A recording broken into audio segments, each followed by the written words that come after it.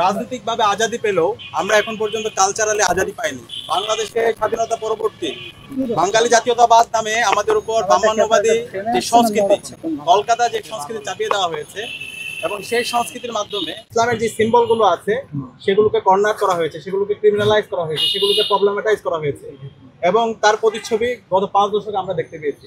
আপনারা জানেন এই ঢাকা বিশ্ববিদ্যালয়ে 2023 সালে এই বটতলায় শিক্ষার্থীরা তারা একটা কোরআন তেলাওয়াতের আসর করেছিল।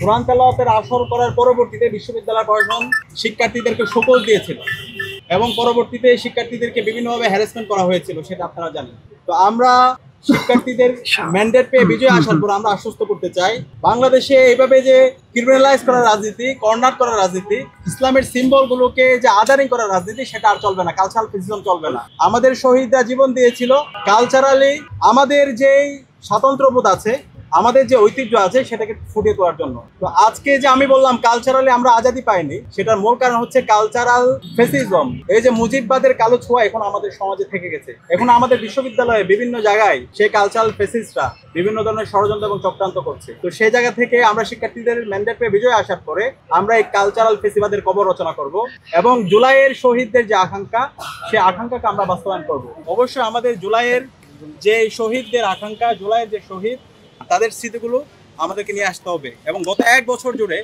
আমরা সেই কাজগুলো করার চেষ্টা করেছি। আমরা শহীদ পরিবারের কাছে গিয়েছি, আহতদের কাছে গিয়েছি, তাদের স্মৃতিগুলো শোনার চেষ্টা করেছি। বিগত সময়ে যারা ভিকটিম হয়েছিল তাদের ঘটনাগুলো আমরা নিয়ে আসার চেষ্টা করেছি। আমরা এমন একটি কালচার এখানে এস্টাবলিশ করতে চাই যেখানে মুসলমান যারা আছে তাদের কালচার সে নির্বিঘ্নে সে করতে পারবে, উৎসব পালন করতে পারবে। আমার যে হিন্দু আছে, আমার যে চাকমা, মারমারি, ত্রিপুরা, রাখাইন সহ সকল ধর্মাবলম্বীরাই তাদের নির্ভয়ে তাদের কালচার তারা চর্চা করতে পারবে এবং সেই ধরনের একটা কালচারাল সেন্টারের হাব হয়ে উঠবে ঢাকা বিশ্ববিদ্যালয়।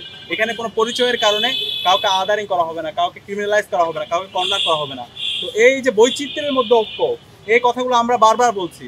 একটা হচ্ছে inclusive university, unity in diversity, সেটা ইনশিওর করাই হচ্ছে আমাদের উদ্দেশ্য এবং সেই উদ্দেশ্যে আমাদের জোটের নাম দিয়েছি ঐক্যবদ্ধ শিক্ষার্থী জোট। তো ইনশাল্লাহ আমরা যখন শিক্ষার্থীদের ম্যান্ডেট পেয়ে জয়ী হয়ে আসবো, একটা মাল্টি কালচারাল ইনস্টিটিউশন হবে আমাদের ঢাকা বিশ্ববিদ্যালয়।